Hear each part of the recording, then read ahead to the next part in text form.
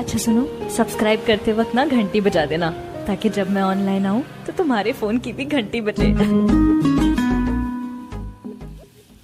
नमस्कार दोस्तों, मैं शैलेश कुमार यूट्यूब पर आपका स्वागत है। आज मैं 9वीं क्लास के लिए linear equation in two variable अर्थात दो चर वाले समीकरण का हल के बारे में चर्चा करने जा रहा हूं।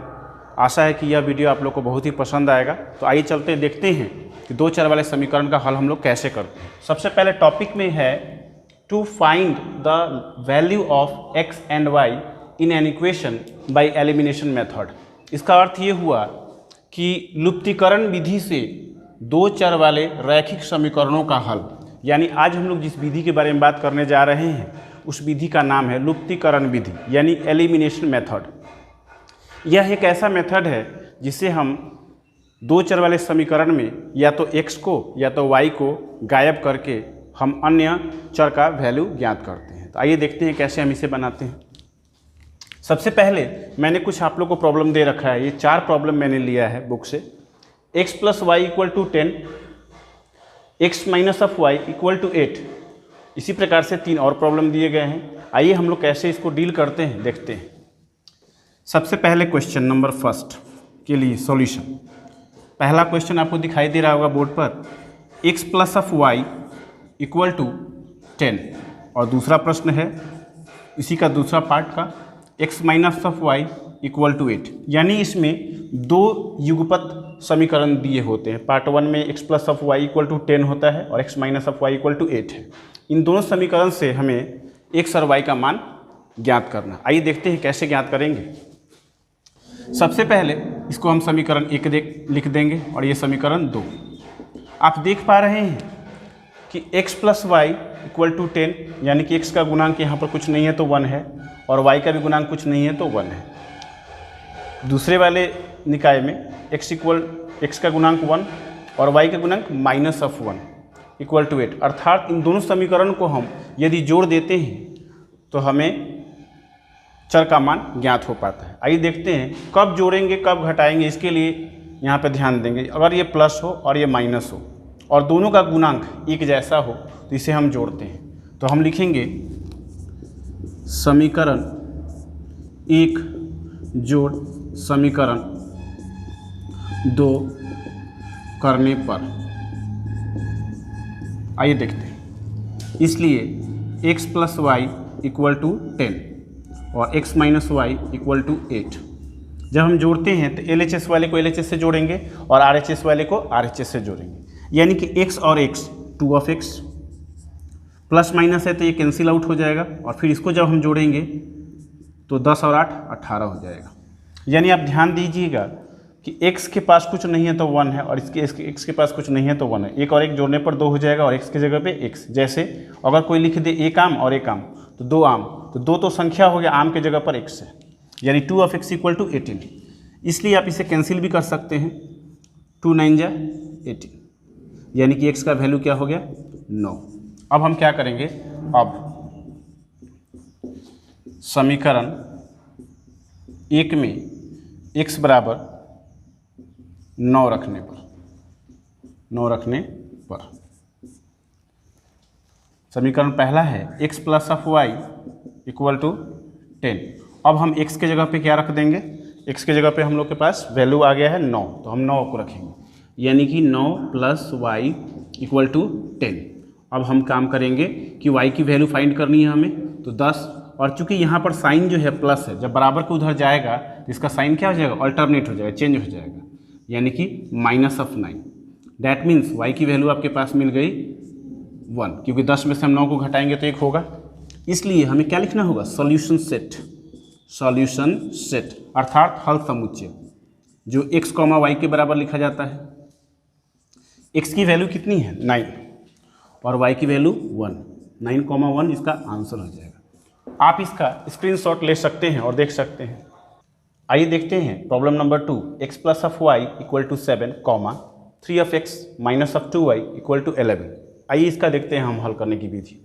पहले वाले समीकरण हम देख रहे थे कि दोनों समीकरण निकाय में जो x और y के गुणांक थे वो एक जैसे थे, लेकिन इसमें थोड़ा सा अंतर है। इसलिए हम इसे कैसे बनाएंगे, तो इसका एक सबसे सिंपल तरीका है कि सबसे पहले हम इक्वेशन को रीड आउट करते हैं।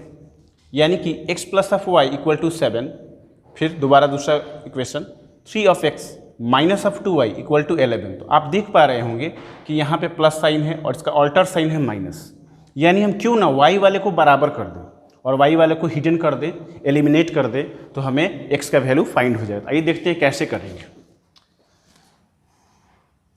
सॉल्यूशन करेंगे इसका। x plus of y equal to 7। आप देख पा रहे हैं कि हमें इसमें y को हिडन करना है, तो हम क्यों ना इस समीकरण में 2 से गुना कर दें। तो हम लिखेंगे x plus y equal to 7 को इक्वेशन हम 1 सपोज कर ले रहे हैं, and 3 of x minus of 2y equal to 11 को हम इक्वेशन 2 सपोज कर ले रहे हैं। अगर हम इक्वेशन 1 को 2 से मल्टीप्लाई कर दें तो इसके जितने बराबर हो जाएगा। आइए देखते हैं। समीकरण 1 गुने 2 जोड़ समीकरण 2 गुने 1 करने पर, आप अच्छी तरह जानते हैं कि 1 से गुना करने पर किसी भी समीकरण या किसी भी गणितीय व्यंजक में कोई फर्क नहीं पड़ता, इसलिए वहाँ पर 1 गुना के रूप में लिखा जाता है। आइए देखते हैं कैसे इसको सॉल्यूशन करेंगे हम। सबसे पहले जब हम इसे 2 से मल्टीप्लाई करेंगे तो कुछ ऐसा लिखेंगे। पहले हम x plus y equal to 7 हम लिख देंगे, क्योंकि हमें समीकरण में 2 से गुना करना, अर्थात 2 से जब हम गुना करेंगे तो LHS में भी गुना करेंगे और RHS में भी। यानी आप इसको ऐसे लिख सकते हैं 2 into x plus of y, और फिर से हम 7 में 2 से भी मल्टीप्लाई करेंगे। अब ये हो जाएगा कुछ ऐसा 2 इंटू एक्स 2 ऑफ एक्स, फिर हम लिखेंगे 2 into y in 2 of y और इक्वल टू 7 2 जा 14। यानी गुना करने की विधि हम आपको समझा रहे हैं। जैसे पहले 2 से हम x में गुना करेंगे तो 2x हो गया यहाँ पे, फिर इस 2 से हम y में गुना करेंगे तो 2 ऑफ y, और चूंकि साइन प्लस है तो प्लस दे देंगे, और 7 2 जा 14। ये हो गया आपका इक्वेशन तैयार। और दूसरा इक्वेशन हमारे पास है 3x minus 2y equal to 11। अब हम इन दोनों समीकरणों को जोड़ देंगे, इसलिए अब लिखेंगे अब 2 of x plus 2 of y और इक्वल टू 14, जैसा कि आपको दिख रहा है। और दूसरे समीकरण में है 3 of x minus of 2y और इक्वल टू है 11। दोनों समीकरणों को जोड़ेंगे हम लोग। जोड़ने क्रम में आप देख पा रहे होंगे कि प्लस और माइनस, और दोनों में सेम क्वांटिटी, सेम, इसलिए ये कैंसिल आउट हो जाएगा। इसको हम लोग कैंसिल आउट कहते हैं। 2x और 3x, यानी जब हम इसे जोड़ेंगे तो ये हो जाएगा 5 ऑफ x, और ये हो जाएगा 4 और 1 5, और 1 और 1 2, यानी 5 ऑफ x इक्वल टू 25। आप अच्छी तरह पिछली क्लास में पढ़ चुके होंगे, 8वीं क्लास में या 7वीं क्लास में, कि जब किसी चर के साथ कोई राशि यानी गुणांक गुना में हो तो बराबर को उधर जाएगा तो भाग में हो जाएगा, या उसे वो कैंसिल आउट कर देगा। यानी कि 5 एकम 5 और 5 25, यानी कि अगर हम इसमें 5 से कटा रहे हैं 5 के पहरा से, तो इसे भी हम 5 के पहरा से ही कटाएंगे। इसलिए आपका हो जाएगा x इक्वल टू 5, यानी x की वैल्यू हमें 5 प्राप्त हो गई। अब हम क्या करेंगे, समीकरण में x का वैल्यू रखेंगे, समीकरण में x का मान रखेंगे। समीकरण 1 में x बराबर 5 रखने पर ऐसी कोई बाध्यता नहीं है कि हम x का मान केवल समीकरण में 1 में रखें, हम 2 में भी रख सकते हैं, लेकिन समीकरण जो आसान होता है उसमें रखने पर आसानी से वैल्यू फाइंड कर सकते हैं। यानी पहला समीकरण है x plus y equal to 7। अब हमें x का वैल्यू रखना है। आप थोड़ा ध्यान दें, x का अर्थ होता है x का मान और y का अर्थ होता है y का मान, लेकिन हमें x का मान अभी प्राप्त हो गया है 5, तो हम लिखेंगे 5 प्लस वाई इक्वल टू 7। अब हमें y का मान ज्ञात करना है, इसलिए y इक्वल टू कितना हो जाएगा 7, और ये प्लस 5 है। तो आप अच्छी तरह जानते हैं कि जब बराबर के उस साइड जाता है, यानी इसका पक्षांतरण जब किया जाता है तो इसका चिन्ह बदल जाता है, यानी प्लस है तो माइनस, यानी 7 माइनस 5। देयरफॉर y की वैल्यू कितनी हो गई 2, यानी हमें y का वैल्यू 2 निकल गया। अब हम काम करेंगे सॉल्यूशन सेट लिखेंगे, इसलिए सॉल्यूशन सेट यानी कि हल समुच्चय। हल समुच्चय हम कैसे लिखते हैं, x कॉमा वाई, अर्थात x का मान कॉमा y का मान, अर्थात आपको आंसर में लिखना होगा x की वैल्यू कितनी हमें प्राप्त हुई है 5, कॉमा y की वैल्यू 2, और ये हो गया आपका आंसर। आप इसका स्क्रीनशॉट ले सकते हैं। आइए हम देखते हैं प्रॉब्लम नंबर 3, यानी 3x minus of 5y equal to minus of 1। दूसरे निकाय में है x minus of y equal to minus of 1। आप इसे समीकरण 1 मान लें और आप इसे दूसरे वाले को समीकरण 2 मान लें।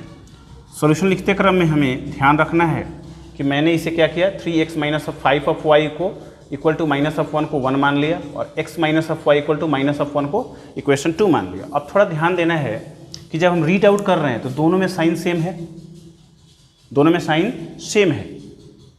अब थोड़ा हमें ये ध्यान देना है कि हम किसको बराबर करना चाहते हैं, तो गुणांक को हम लोग पढ़ेंगे। यहाँ पर है 3 of x minus of 5 y equal to minus of 1 और यहाँ पर है x minus of y equal to minus of 1, अर्थात यहाँ पर गुणांक के रूप में 3 है और यहाँ पर गुणांक के रूप में 5 है, तो हमें 3 से गुना करना आसान रहेगा, यानी कि हमें इसमें 3 से गुना करना चाहिए। फिर लिखेंगे हम लोग समीकरण 1 गुने 1 और घटाव समीकरण 2 गुने 3 करने पर। अब यहाँ पर हमने क्यों घटाया, इसका रीज़न यही है कि यहाँ पर भी प्लस है और यहाँ पर भी साइन प्लस है। जब दोनों में चिन्ह एक जैसे हों तो उसे हम घटाते हैं उस समीकरण को। आइए देखते हैं। 1 से गुना करने का अर्थ सेम इक्वेशन लिखा जाएगा, यानी 3x माइनस ऑफ 5y और इक्वल टू माइनस 1। चूँकि इसमें 1 से गुना करेंगे तो सेम लिखा जाएगा, लेकिन 3 से हमें गुना करना है इस समीकरण में, अर्थात इसका लिखने का पैटर्न होगा 3 into x minus of y equal to -1 में मल्टीप्लाई करना है 3 से, ऐसे हम लिखेंगे इसको।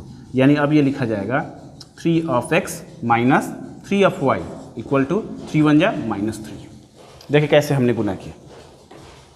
हम लोग इसको गुना करते हैं 3 ऑफ एक्स और फिर 3 से 3 ऑफ वाई और बीच में जो साइन है वो साइन लगा देते हैं और फिर 3 1 जा 3 -3। अब हमें क्या करना है, इस समीकरण को और पहले वाले समीकरण को यानी कि जोड़ना है। अब लिखेंगे हम लोग समीकरण 3x minus of 5y equal to minus of 1 और दूसरा में हम प्राप्त कर चुके हैं 3 of x minus of 3y, 3 of x minus of 3y equal to minus of 3 equal to minus of 3। दोनों समीकरणों को हम घटाने पर प्राप्त क्या करेंगे, दोनों समीकरणों को घटाने पर।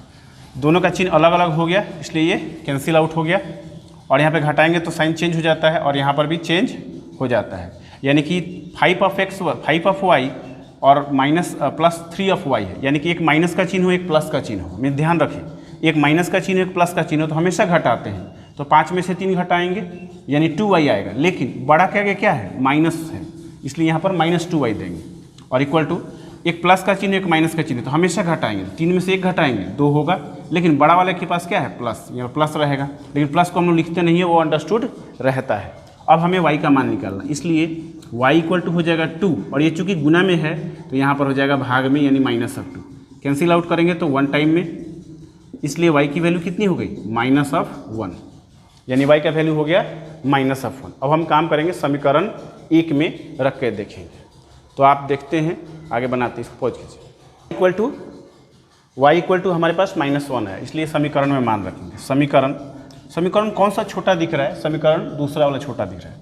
समीकरण 2 में y इक्वल टू -1 रखने पर, ध्यान दें बच्चे लोग, समीकरण 2 में y इक्वल टू -1 रखने पर, तो समीकरण हम पहले 2 लिखेंगे, यानी कि x minus of y equal to रखेंगे माइनस ऑफ 1। अब फिर से समीकरण को देख लें, x minus of y equal to minus of 1। अब हम इसमें y का वैल्यू क्या रखेंगे -1, इसलिए थोड़ा ध्यान दें, x माइनस y का वैल्यू क्या है minus of 1 equal to minus of 1। ये हो जाएगा x, माइनस में माइनस से जब मल्टीप्लाई होता है तो ये हो जाता है प्लस, यानी कि +1 इक्वल टू माइनस ऑफ 1। फिर से हम x का वैल्यू निकालना है तो ये हो गया -1 और चूंकि ये प्लस है तो जाएगा बराबर के उधर तो minus of 1। That means x की वैल्यू कितनी हो गई -2। अच्छा -2 क्यों हुआ, कुछ लोग कहते हैं माइनस माइनस प्लस, नहीं, वो गुना करने पर माइनस इंटू माइनस प्लस होता है। यहाँ पर हमें क्या करना है, जोड़ना है। मान लीजिए आपके पास 1 रुपये कर्ज है, फिर से 1 रुपये कर्ज है, तो कर्ज के रूप में कितना रुपये होगा 2 रुपये, इसलिए 2 लिख देंगे और साइन क्या लगा देंगे -2। इसलिए अब हमें लिखना होगा सॉल्यूशन सेट। सॉल्यूशन सेट हम लोग कैसे लिखते हैं, x, y के रूप में, अर्थात x की वैल्यू कितनी प्राप्त हुई है हमें, x की वैल्यू प्राप्त हुई है -2 और y की वैल्यू कितनी प्राप्त हुई है -1। ये हो जाएगा आपका आंसर। और आप इसका स्क्रीनशॉट ले सकते हैं।